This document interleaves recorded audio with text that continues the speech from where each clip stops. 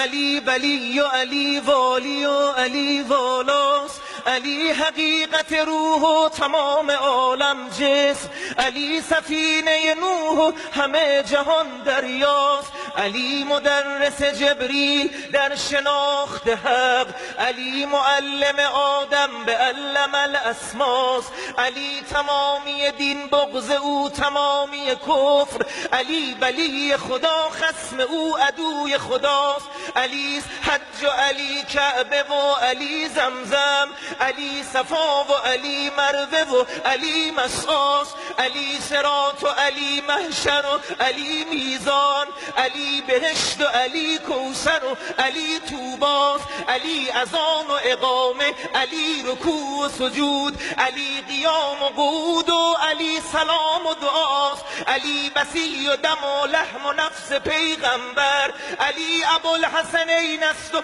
شوهر زهراست، علی محمد و فرقان و نور و کوثر قدر، علی مزمل و یاسین و یوسف و طاهاست، قدسی شجر نیکو ثمر والا گوهر، صاحب نظر فرخنده فر بهجت اثر، احمد سیر پرس قمر، هم دادور هم دادگر، قدرت قدر فخر بشر، هم نامور هم تاجور، هم صاحب تیغ دو سر، بر خرمن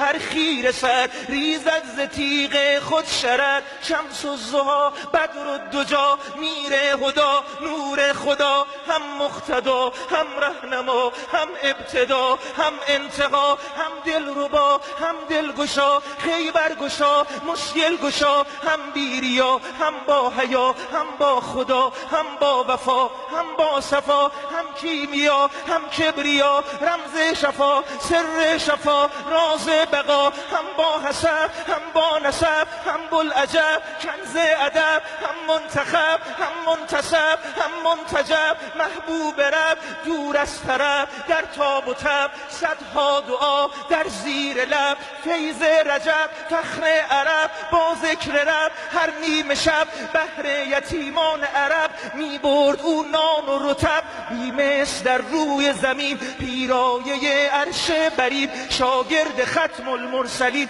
استاد بر روح الامین، بنت اسد را نازنین ناز آفرین راز آفرین، حسن حسین یأسو بدین شد قبله اهل یقین، مولا